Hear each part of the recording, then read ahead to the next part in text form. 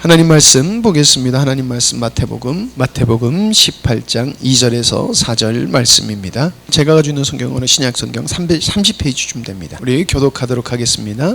예수께서 한 어린 아이를 불러 그들 가운데 세우시고 이르시되 진실로 너희에게 이르노니 너희가 돌이켜 어린 아이들과 같이 되지 아니하면 결단코 천국에 들어가지 못하리라. 그러므로 누구든지 이 어린아이와 같이 자기를 낮추는 사람이 천국에서 큰 자니라. 아멘. 자녀들에게 또 부모에게 어린이 주일 이제 그 어버이 주일이 되면은 이렇게 한 병씩 나눠서 하는데 말씀을 준비하다 보니까는 각자 대상에게 함께 말씀을 나누는 시간이 좋겠다 해서 그렇게 말씀을 준비했습니다. 먼저는 우리 자녀들에게 이런 말씀을 전하고 싶습니다. 성경에 보면은 어린 아이들은 숫자에 들어가질 않았습니다. 인신공양을 할 때 어른을 제물로 드리는 게 아니라 어린 아이들이 제물이 되어서 드려졌다라고 하는 게 역사적인 사실입니다. 우리나라에서도 이 어린 아이를 존중하지 않는 지난 시대가 있었습니다. 우리가 어렸을 때에 초등학교에 다닐 때에 아이들이 결석하는 아이들이 많았어요. 왜 결석을 하냐 하면은 이제 모 심을 때 되고 표 빌 때가 되어지면은 학교를 안 보내는 거예요. 그런 일을 도우라고, 애들 보라고. 또 어떤 여학생은 자기 동생을 학교에 데리고 와서 수업을 받는 그런 일도 있었습니다. 학교를 하게 되어지면은 뛰어노는 시간보다도 부모님을 도와야 되는 어린 시절이 있었습니다. 여자아이는 공부하면 안 된다고 해서 아예 여자아이들은 공부를 시키지도 않았고 그저 초등학교 마치면은 글만 읽으면 된다, 그런 의식을 가지고 있댔습니다. 84년도에 내가 함양에 왔을 때에 깜짝 놀란 게 글을 모르는 분들이 꽤 많았습니다. 초등학교도 못 다녔다는 겁니다. 가난해서 그랬겠죠. 중학교를 진학 못하는 친구들이 있었어요. 초등학교 마치고는 바로 산업전선에 나가야 되는 그런 형편이었습니다. 그 딸들이 공장에 가서 재봉틀을 돌리면서 물건을 만들어서 수출을 하는 그런 공단에서 일하는 딸들이 많았어요. 그래서 그들을 가리켜서 공순이다 이렇게 부르기도 했습니다. 지금 우리가 너무나 좋은 그 교통수단이 있었지만은 우리 어렸을 때는 완전히 짐을 싣듯이 사람을 그렇게 싣고 다녔습니다. 그래서 여성 안내양이 아니죠. 차장이죠. 그분이 사람이 이렇게 타면은 붙들고 몸으로 막 밀어가지고 꾸겨 놓아서 사람을 그렇게 짐짝 싣듯이 그런 일을 우리 여성들이 했습니다. 여성들이 직장이 없으니까 이발소에 취직을 해서 면도해 주는 건 그건 있을 수 있는데 귀를 파주고 손톱을 깎아주고 그런 일을 했댔습니다. 일터가 없으니까 그런 일도 아주 고맙게 여기면서 했었죠. 우리 젊은이 아들들은 일터가 없으니까는 광부로 해외에 가가지고 노동을 했고 전쟁터에 지원해서 가서 피를 흘리면서 번 돈으로 가정을 꾸리는 그런 일들이 있었음을 우리가 보았습니다. 헌혈을 지금은 하지만은 헌혈이 아니라 피를 팔아서 학비를 대고 먹을 거를 장만하는 그런 시대가 있었습니다. 그래서 그 피를 뽑아서 파는 그 날이 되어지면은 병원에 사람들이 줄을 길게 서서 피를 팔았어요. 피를 팔아서 먹고 살았어요. 그게 한 70년, 60년 이때 지난 그 시대 속에 그러한 일들이 있었다라고 하는 겁니다. 그때 당시 유학을 하셨던 분들의 이야기를 들으면은 낮에는 일을 하고, 낮에는 학교 가서 공부하고, 밤에는 접시 닦는 일. 그래서 잠을 몇 시간 못 자고 아주 피나는 정말 그 전쟁과 같은 그러한 유학 시절을 보내서 그분들이 공부하고 박사가 돼서 우리나라에 들어와서 고국에 돌아와서 우리나라를 지금 이렇게 부강한 나라로 만드는 주역이 되었다라고 하는 것을 우리는 알 수 있습니다. 그런데 오늘 시대를 보면은 그러한 참 힘든 시간들을 보내시고 그렇게 희생을 통해서 이 부강한 대한민국을 이룬 그 어른들을 오늘날 젊은이들은 꼰대라고 놀리고 무시하고 그런다는 겁니다. 오늘의 이 우리가 누리는 부유한 이 환경은 저절로 이루어지는 게 아니지요.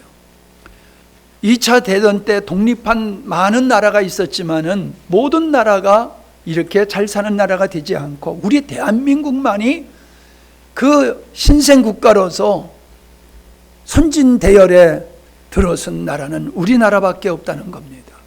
여러분 다 아는 얘기예요. 그런데 그게 그냥 이루어진 게 아니다라고 하는 겁니다. 우리가 자랐을 땐 부모님이 우리를 향해서 사랑한다 아들아, 사랑한다 딸은 그런 말씀을 한 적이 없어요. 들은 적이 없습니다. 그럼 그분들이 우리를 사랑하지 않으셨나요? 누구보다도 사랑하셨지요. 근데 그때 시대에서는 자녀를 향해서 애정을 표현할 수 있는 그런 정서도 아니고 그런 문화가 아닙니다. 그냥 말없이 자녀를 사랑하는 그런 희생적인 삶을 우리의 부모님들이 살아오셨다라고 하는 겁니다. 철들어서 부모님의 그 사랑과 희생과 헌신을 깨닫게 된 때에는 이미 그 부모님들은 이 땅에 계시지 않는 거지요. 우리들이 자랄 때에 부모님이 나를 사랑한다는 말씀 한 번도 안 하셨어도 그 부모님을 향해서 원망한 사람이 없었습니다.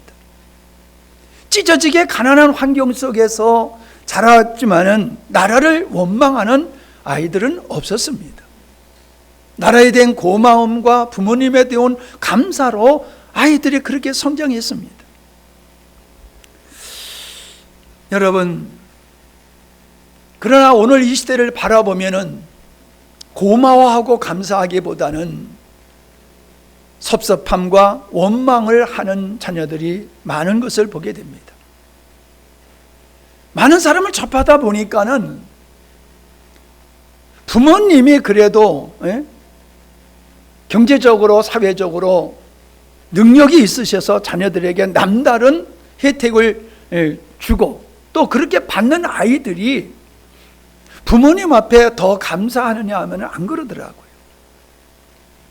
우리와 우리 어른들이 그렇게 모진 고난과 어려움 속에서도 부모에게 감사하고 나라에게 감사했던 것은 좋은 혜택을 받아서가 아니었습니다. 정말로 힘든 그러한 여정을 보내면서도 원망하지 않았다는 겁니다. 그런데 이 시대를 바라보면은 더 많이 혜택을 받은 아이들이 부모님 앞에 더 불만 불평을 가지고 있는 모습을 보게 되어집니다. 부모님의 삶이라고 하는 것은 이런 생각이 들어요. 아이를 갖고 아이를 낳아서 기르는 그 유년 시기, 또 청소년 시기, 청년 시기, 결혼해서 장성해서 장년식이 이 과정이 쭉 이렇게 있지 않습니까? 그러면 그래요. 그 시대마다 이 유년 시기가 지나가면은 좀 편할 거다. 근데 그렇지 않아요. 이 시대가 올라갈수록 자녀에 대한 염려와 관심거리가 달라지는 거예요.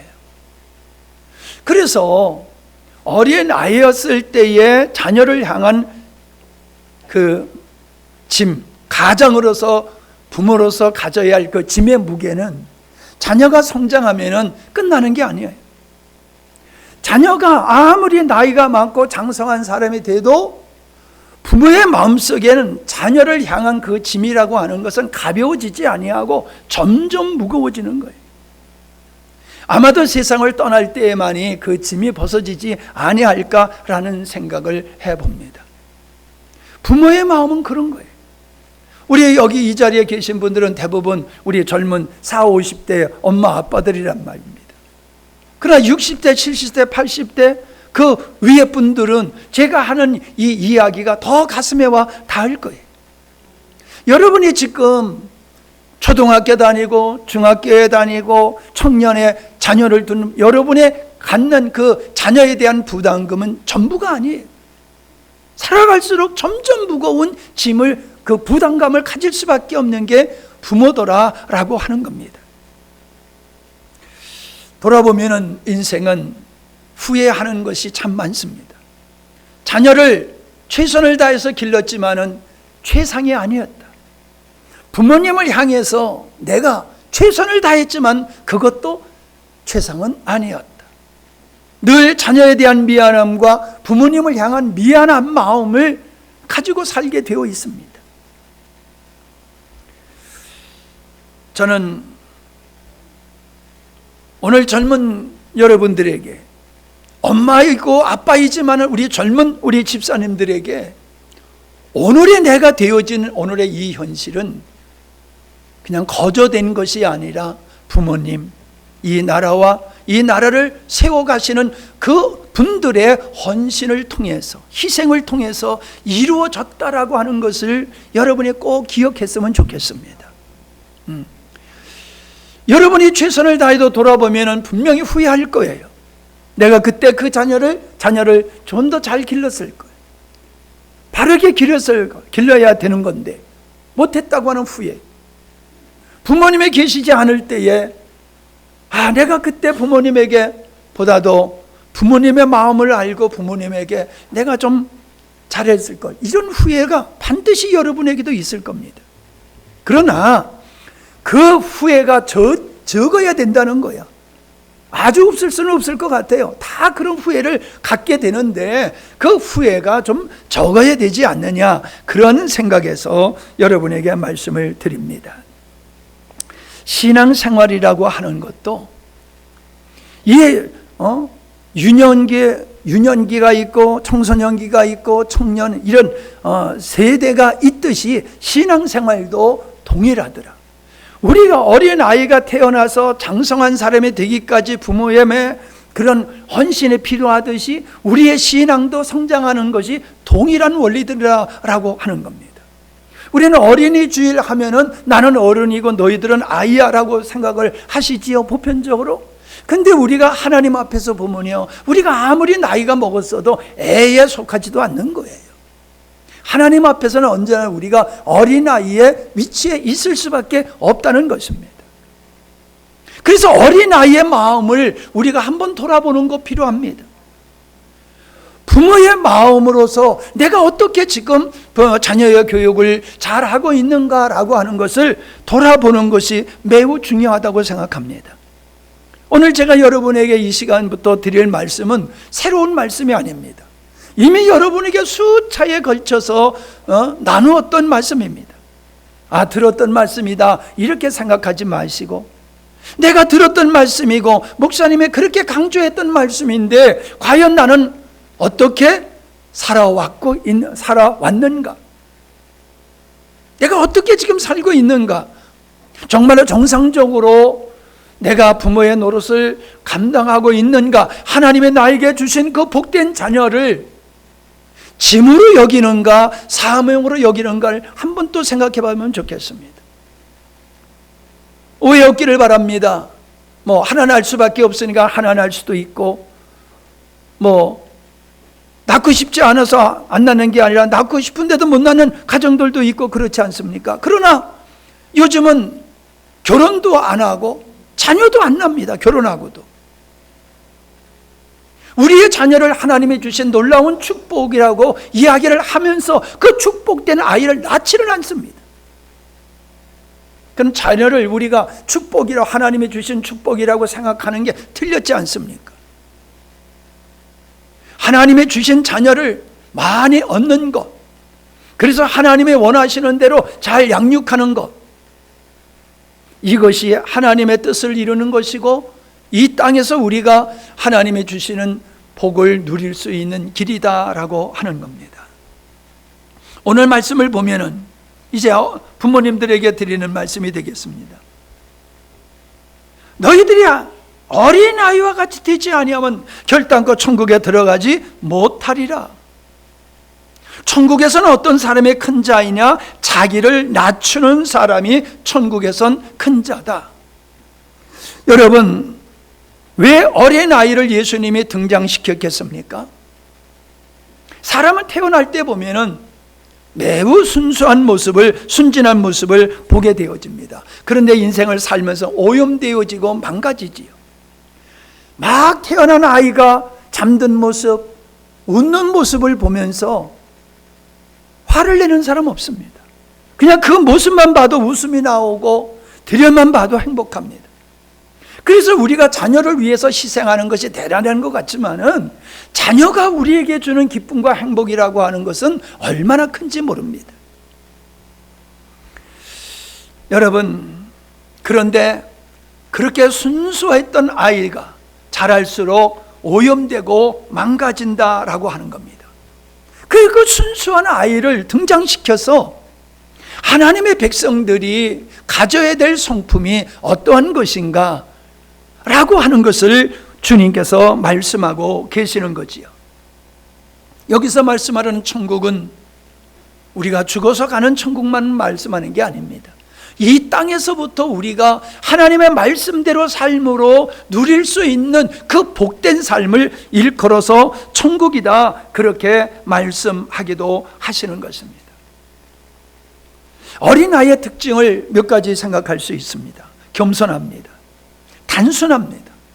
어린아이는 가르칠 때에 잘 받아들이는 성향이 있고 연약함을 알기 때문에 힘 있는, 능력 있는 부모님과 그 어떤 사람을 의지하고 신뢰하는 이러한 성향을 아이들이 가지고 있다는 것입니다. 여러분, 아이들은 단순해요. 그래서 잘 속아요. 잘 속아요. 어른들은 잘 속지 않아요. 근데 여러분, 어른들의 삶은 평안이 없습니다. 하나님의 말씀을 잘 받아들이지 않습니다. 쥐꼬리만한 지식을 가지고, 경험을 가지고 하나님의 말씀을 평가합니다. 그 생각이 복잡합니다. 단순하지 않아요. 그래서 말씀을 받아들이지 못하는 거예요.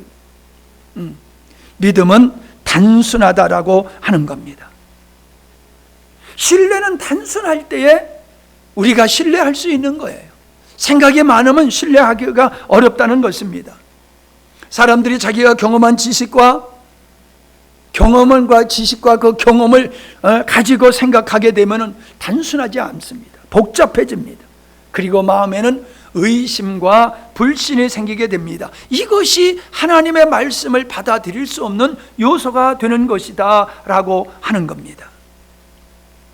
우리의 신앙이 어린아이같이 단순하고 순수할 때에 복음을 받아들이고 복음을 순종함으로 말미암아 이 땅에서부터 천국의 삶을 살 수 있다라고 하는 것입니다. 아이들의 성향은 스포츠와 같습니다. 그저 스펀지에 물이 들어가면 쭉쭉 빨아들이듯이 어린 아이들은 그냥 분별 없이 받아들이는 겁니다. 그래서 아이들이 유치원에 가면은 욕을 잘 배우잖아요. 네? 좋은 말 배우기보다 욕부터 배워가지고 와서 집에서 하는 거 여러분 다 경험하셨지요? 언어라고 하는 것이 외국어를 어렸을 때 하면은 잘 받아들이는데 성장해서 외국어를 배우면 잘 안 된다는 거 우리 잘 알고 있지 않습니까? 왜 그렇습니까?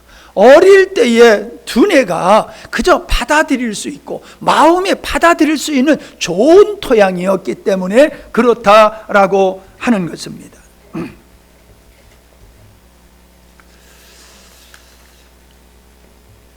우리는 자녀 교육에 대해서 중요한 것을 우리가 한번 살펴본다라고 하면은 그 무엇보다도 환경이라고 하는 것이 아이에게 굉장히 중요하다는 것입니다.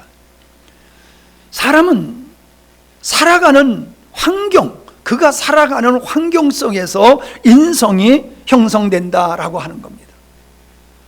나무가 똑같은 나무지만은 토양이 좋은 데 심겨진 나무는 멋진 제목으로 크지만은 박토에 심겨진 나무는 그냥 잡목밖에 되지 않지 않습니까? 돌 많은 곳에 심겨진 나무는 제대로 자라지를 못해요. 제목이 될 수 없다는 것입니다. 어릴 때에 그가 자라는 가정의 환경, 사회적인 정서, 이 모든 것이 그 어린아이가 어릴 때에 인성을 형성하는 데, 정체성을 형성하는 데 아주 중요한 역할을 한다는 것입니다. 사랑을 듬뿍 받은 사람은 사랑할 줄 압니다. 그러나 사랑을 받아보지 못한 사람은 아주 냉정하고 공격적이고 부정적이고 매사에 의문을 갖게 되어지는 이런 나쁜 성향을 갖게 되는 것은 어렸을 때에 어떤 부모 밑에서 성장했느냐, 어떤 가정, 어떤 환경에서 성장했느냐가 결정적으로 역할을 한다라고 하는 것입니다. 우리 시골에서는 연로하신 어른들을 돌보는 일을 많이 하시지만은 도회지에서는 이렇게 가정에서 돌보지 못하는 아이들을 돌보는 일을 하는 그런 분들이 계셔요. 그런 분들을 이야기를 들어보면 야, 요즘도 그렇게 사는 가정이 있나 할 정도로 정말로 그 가정이 엉망인 가정이 너무나 많습니다. 좀 미안한 얘기지만은 그런 사람들은 외국 사람들하고 결혼한 사람들의 가정의 비율이 훨씬 많다는 거예요. 아이를 안 놓고는 책임을 지지 않습니다. 그냥 방치합니다. 그냥 버립니다. 그래서 그 아이들이 한국말도 잘 못하고 가정의 삶은 너무나도 열악하고 그냥 망겨져서 어떤 아이는 고등학교 달 아이의 애를 두세 애를 낳는 그런 일도 있더라고요. 그냥 완전히 버려져 가지고 인간이 아는 동물과 같이 사는 사람이 지금도 이 시대에 있더라고요. 저는 보지 못했습니다. 들었지요. 여러분, 그런 사람들이 많을수록 이 사회는 힘들고 어려운 사회가 되는 겁니다. 그들이 이 사회에 상처를 받은 그들이 이 사회의 암적인 존재가 될 수 있는 확률이 참 많습니다. 우리가 해야 할 일들은 가정에서 우리의 자녀를 잘 양육하는 것도 필요하지만은 우리 주변에 그런 사람이 있다라고 하면은 우리가 주의 사랑으로 그들을 돌봐야 될 줄로 믿습니다. 환경이라고 하는 것은 교육의 장과 같습니다. 자연적인 환경이 있다라고 하면은 인위적으로 사람이 만드는 교육적인 환경도 있다라고 하는 거지. 여러분, 우리가 자연의 중요성을 우리는 점점 갈수록 피부적으로 느끼는데 우리는 잘 못 느껴요. 왜? 자연 속에서 살기 때문에. 그러나 도회지 속에서 지방 도시는 어떻게 보면 도시도 아니에요. 제가 가끔 서울에 가보면 숨이 막힙니다. 이 인간이 사는 사회인가? 참, 이런 환경 속에서 사람들이 정상적으로 성장할 수 있을까? 사고를 할 수 있을까? 그런 의구심이 생깁니다. 도시 문화는 인간을 위한 문화입니다. 그러나 자연이라고 하는 것은 하나님이 만드신 이 자연이기 때문에 우리 인간의 정서에 얼마나 그 좋은 영향을 미치는지 모릅니다. 사람이 사람을 만들기 위해서 아무리 교육하는 것보다도 그냥 자연 속에서 뒹굴면서 성장했을 때에 그는 하나님이 원하는 인간다운 사람으로 성장하게 되는 거예요. 내가 아는 어떤 목사님은 전주에서 개척을 하면서 사택을 시골에다 뒀어요. 시골에다. 시골에서 아이들과 살면서 목회는 전주 시내에서 하는 거예요. 그러다가 나중에는 교회를 아예 그쪽으로 시골로 옮겨가지고 카페 교회를 하고 계시는 분, 내가 앞전에도 말씀을 드린 적이 있습니다. 여러분, 어렸을 때 경험해야 될 거를 못해버리면요, 나중에 경험해도 그걸 효과가 없어요. 어렸을 때 경험할 걸 해야 되고 어렸을 때 받을 것을 받아야지, 기회가 지나가 버리면은 그것은 다시금 어떻게 할 수가 없는 겁니다. 여러분, 우리의 자녀들이 시골에서 자란다는 것은 얼마나 축복인지 모릅니다. 아이들하고 좀 일 좀 하세요. 내가 지난번에 우리 청년들하고 나무를 심었지 않습니까? 나무를 심었는데 내가 다 쫓아다니면서 다시 묶었어요. 네, 이제 얘기지만. 근데 다시 묶다가 내가 배꼽을 쥐고 웃은 게 있습니다. 죽은 나무를 얼마나 정성스럽게 묶어놨는지 몰라요.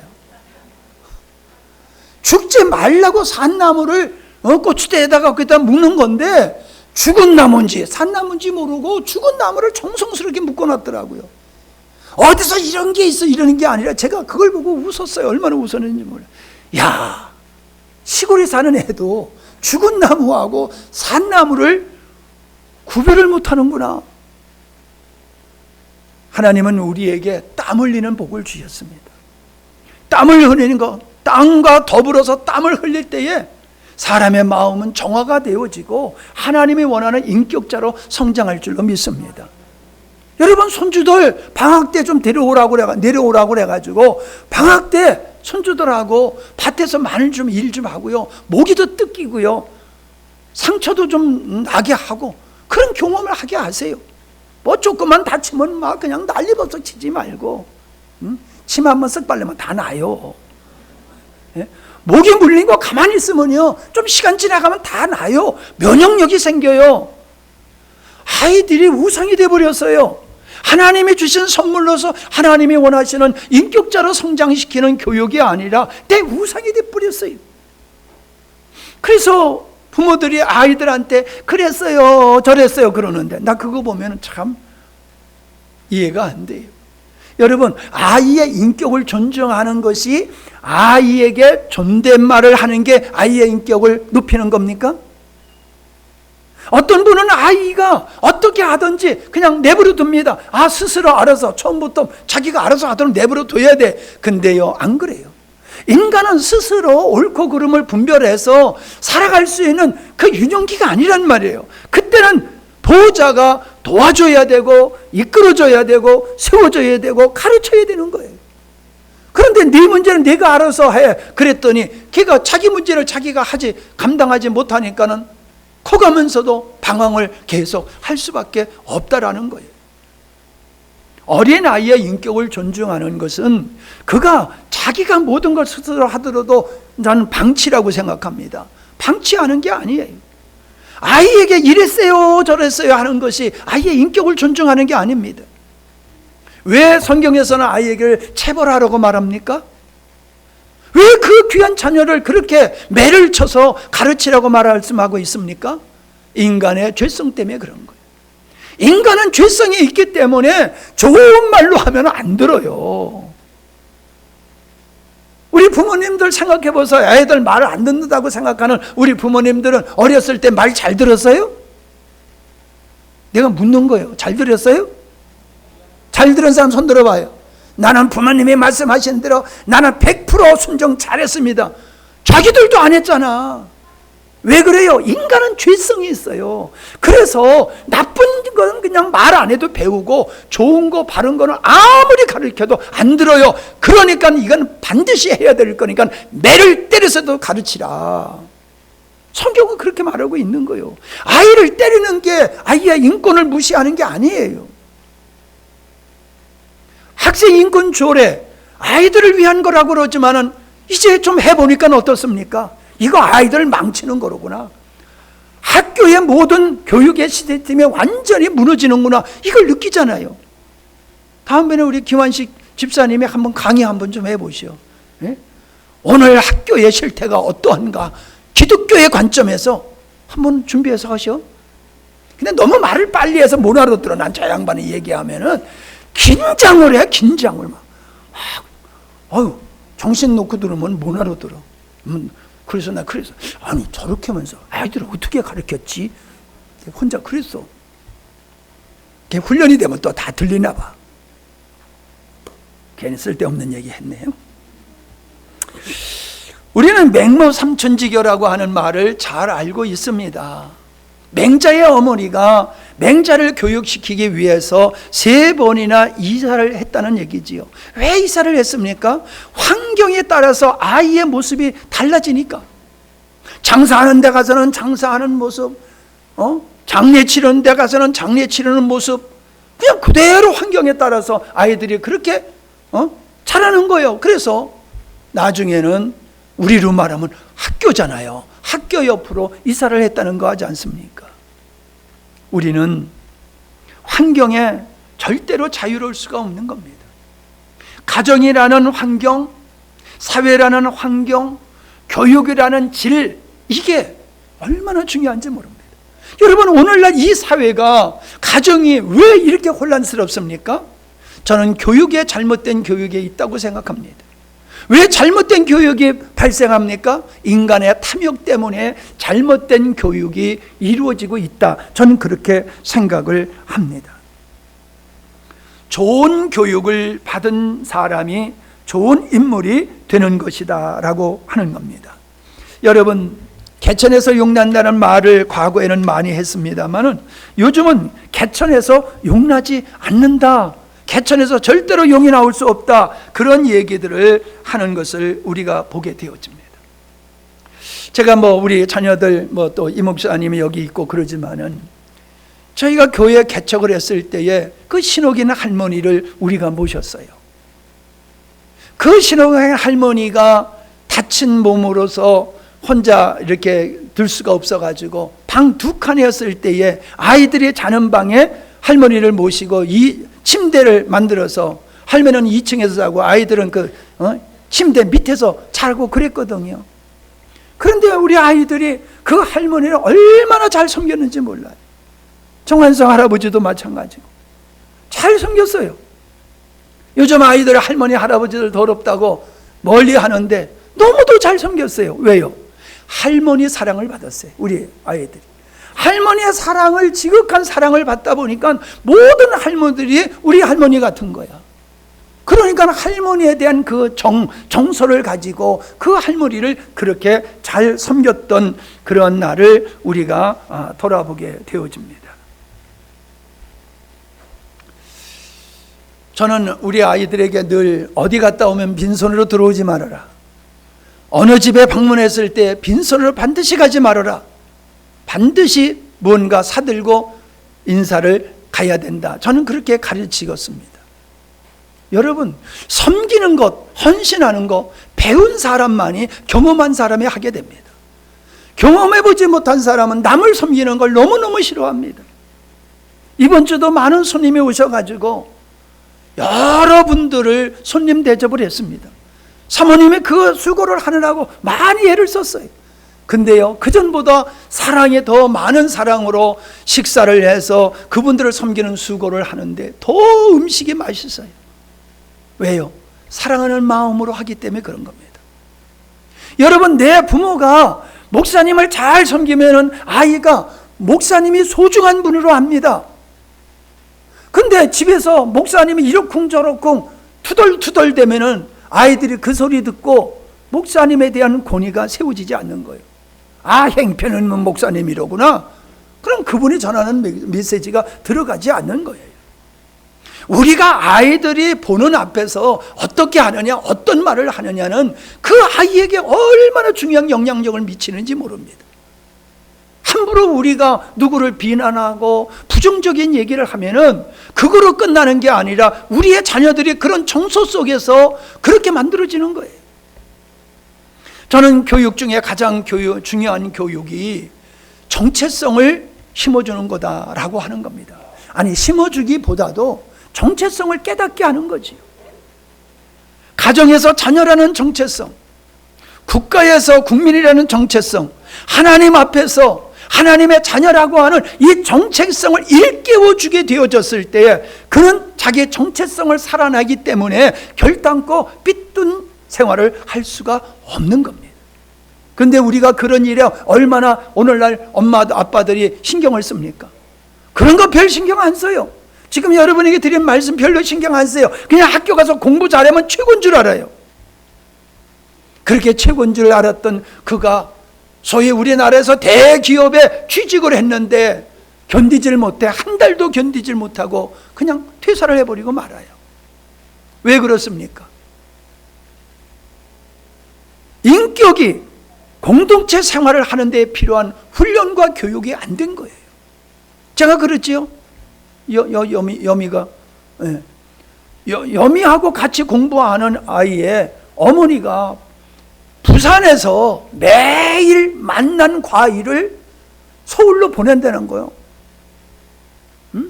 그 사랑이지만은 그건 지나친 거거든요. 매일 엄마가 부산에서 보내주는 그 과일, 아주 비싼 과일을 서울에서 맨날 먹고 산다는 거예요. 제가 그거 봤을 때는 이 바닷가의 새들이 고기를 잡아먹어야 되는데 이 어부들이 버린 고기만 맨날 주워 먹고 살다가 그 항구가 폐쇄가 되니까 새들이 다 죽더라는 거와 똑같은 생각이 들어요. 저렇게 자라가지고 나중에 어떻게 살까? 심지어 리포트까지 아버지가 대신 써준다는 거예요. 그래가지고 공부할 때 녹음을 싹 해가지고 그걸 아버지한테 전송을 하면 아버지가 그걸 듣고 공부를 해가지고 또 리포트를 써서 딸한테 보내주면 그걸 제출하고 그런다는 거예요. 요즘 또 AI가 있어가지고 숙제도 AI가 다 해줘. 근데 교수들이 또 다 안 돼. 이게 AI로 한 건지 지가 한 건지 다 안다고 그러더구만. 교수는 교수다는 생각을 가졌어요. 모세가 위대한 지도자가 될 수 있었던 것은 그 어머니의 교육 때문에 그런 겁니다. 너는 이 애굽의 궁전에서 살지만 넌 히브리인이야. 너는 하나님의 자녀야 라고 하는 것을 젖을 먹이면서 그에게 가르쳤기 때문에 그는 애굽에 동화되지 아니하고 하나님의 백성으로서 정체성을 가지고 성장했다는 겁니다. 우리나라의 말에 3살 버릇이 80살까지 간다라고 했습니다. 어렸을 때의 교육이, 어렸을 때 받은 그 교육으로 형성된 정체성은 죽을 때까지 가게 되어 있는 겁니다. 그 정체성에 바르면 바르게 살 수밖에 없어요. 오늘 우리도 아까 교동문에도 읽었습니다마는 잠언서 22장 6절에 보면 마땅히 행할 길을 아이에게 가르치라. 그리하면 늙어도 그것을 떠나지 아니하리라. 진리예요. 마땅히 가르쳐야 될 게 지식이 아니에요. 사람됨이 뭔지를 가르쳐야 돼요. 네가 누군지를 가르쳐야 돼요. 그러면 효자가 되는 거고 믿음 좋은 사람이 되는 거고 나라에 충성하는 일꾼이 될 수 있음을 저는 믿습니다. 우리 교회에서는 앞으로 훌륭한 일꾼들이 많이 나올 거야. 내 설교를 잘 들었으면 다 효자가 되고 다 효부가 되고 나라에는 훌륭한 일꾼들이 되고 그런 애들이 앞으로 또 태어나고 전 그렇게 될 줄로 믿습니다. 안 되면 좋은 사람이야. 여러분이 자녀 사랑한다고 해서 그냥 60만 위해 주는 것이 그게 사랑이 아니다라고 하는 것입니다. 예.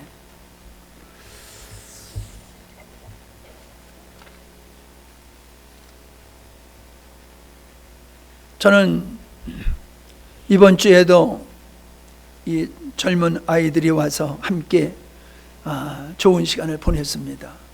세대 차이가 난다고 그러는데 제가 20대하고 잘 어울립니다. 안 믿으시는가 봐. 네. 20대하고 70대하고 잘 어울린다니까요. 그런데 별 차이가 없어도 저하고 가까우지 않은 사람이 있어요. 그렇게 세대 차이가 많이 날 수밖에 없는 아이하고도 굉장히 기쁘고 즐겁고 행복한 시간을 보낼 수도 있고 그렇지 않을 수도 있더라라고 하는 것입니다. 행복해해요. 기뻐해요. 조금 더 있고 싶고 조금 더 목사님하고 이야기하고 싶고 시간 가는 걸 아까워하고 그래요. 여러분, 그런 아이들이 내 영향을 받아서 훌륭하게 성장하는 게 보여요. 이번에 어저께 들은 얘기인데 3.1절 대학 그 집회를 서울서 세 군데서 했는데 대학생들 집회에 사회를 본 애가 어저께 왔다 갔어요. 그 아이가 나를 만날 때마다 생각이 달라지고 의식이 새로워지고 하면서 세상을 보는 게 다른 거예요. 그런데 학생회장이 아니라 부회장을 출마하라고 그랬는데 가서 그랬대. 내가 학생회장은 안 돼? 학생회장은 내가 하고 네가 부회장 돼. 그거 가자 한 그 사람한테 내가 학생회장 하면 안 돼? 그러면서 하고 얘가 뭐라는지 알아요? 우리 학교는 좌파들의 교수들이 너무 많은데 내가 학생회장이 돼가지고 확 뒤집어 버릴 거라고. 그런 패기와 용기가 있어야 되는 거예요. 불의를 보고 잘못을 보고 가만히 있는 게 아니라 그것을 향해서 분노를 느끼고 그걸 새롭게 하려고 하는 의지를 가진 젊은이들이 우리나라의 미래가 되는 겁니다. 과거에 우리나라를 세운 인물들이 있었으면 그분들이 세운 나라를 잘 지켜가는 인물들은 바른 정체성을 가지고 가치관을 가지고 바른 인성을 가진 사람들이다. 저는 그렇게 믿습니다.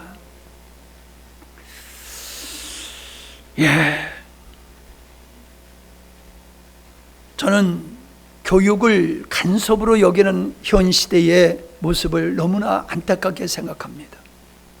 부모가 자녀를 교육하는 것을 자기의 인권을 무시하고 간섭하고 그런다고 생각하는 젊은이들이 날이 갈수록 많아집니다. 지금까지 지가 어떻게 컸는데, 지금까지 내가 어떻게 컸는데는 완전히 무시하고 그냥 스스로 큰 것 같이 생각을 하고 간섭하지 마라 내 인생에. 여러분, 아이가 커가지고 내가 남성인지 여성인지를 내가 결정한다는 거 그거 보고 있어야 됩니까 부모가? 예? 그건 네가 선택권이 너에게 있으니까 네가 남자로 살든지 여자로 살든지 네가 알아서 해. 동생을 하든지 말든지 그건 네 주권이야. 네가 알아서 해. 그게 부모가 할 일입니까? 근데 지금 그게 정석으로 가고 있지 않습니까? 이런 게. 이게 교육이 망치는 거죠. 이러한 시대를 바라보면서 여러분 긴장하셔야 됩니다. 저는 조그마한 아이들을 볼 때마다 마음이 덜컹해요. 쟤네들이 살아갈 사회가 어떤 사회가 될까? 어떤 환경에서 쟤들이 살아가야 될까? 끔찍한 생각이 듭니다. 끔찍한 생각.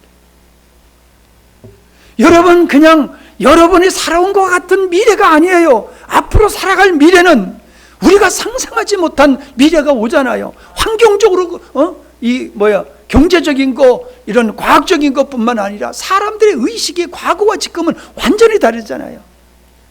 가치관이 없잖아요. 여러분, 우리가 이 시대에 5월달이 맞아야 했으니까 가정의 달이다 이렇게 편하게 생각하면 안 됩니다. 긴장해야 됩니다. 저는요, 이 시대를 바라보는 것이 이런 마음을 갖습니다. 차라리 전쟁을 하는 게 나을 것 같아요. 우크라이나하고 러시아하고 전쟁을 하든지 전쟁을 하는 게 덜 위험할 것 같아요.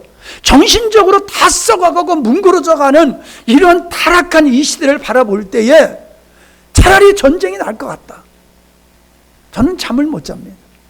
너무나 이 시대가 염려가 돼서 믿음이 없는 거죠. 제가 믿음이 있으면 잠 잘 잘 텐데.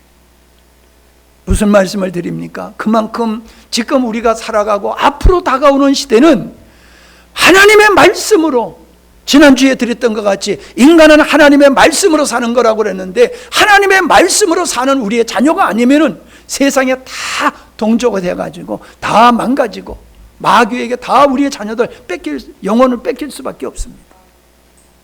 우리는 이 시골에서 살다 보니까는 우리가 보고 듣는 게 제한적이에요. 그러나 조금 더 우리가 넓은 세계를 바라보면은 이 시대가 무서운 시대라고 하는 것을 우리는 느끼게 되어집니다.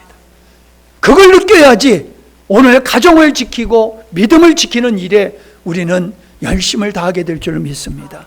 그래서 우리 교회가 주님이 오실 때까지 복음을 끝까지 선포하는 교회, 하나님의 말씀에 근거해서 사는 성도, 말씀에 의해서 세워지는 교회가 될 수 있기를 바라며 주변의 교회들에게 크나큰 교훈을 주고 본이 되는 교회를 세워가는 우리 모두가 되기를 바랍니다.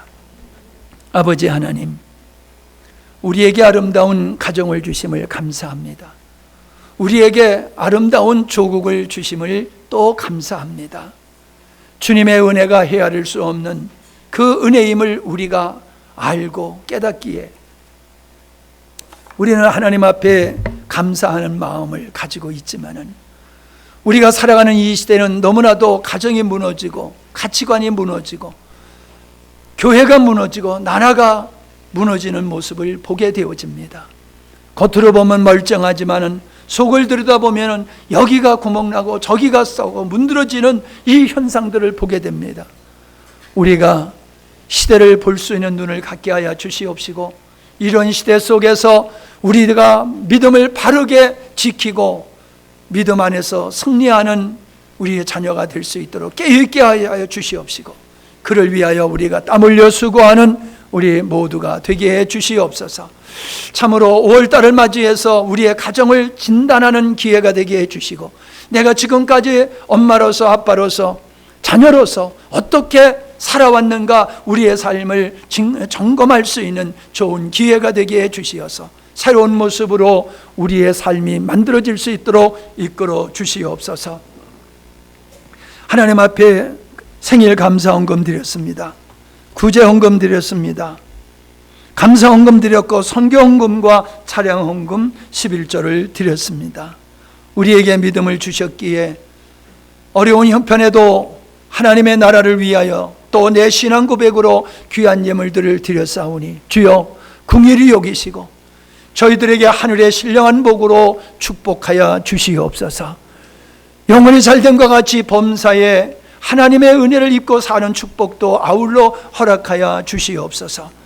우리의 자녀들이 물된 동산에 푸르름을 자랑하는 나무와 같이 그렇게 이 척박한 시대 속에서도 하나님이 원하는 아름다운 인격과 영성을 지닌 능력을 겸비한 자녀들로 성장하도록 축복하여 주시옵소서. 하나님 앞에 감사드리며 예수님의 이름으로 기도하옵나이다. 아멘.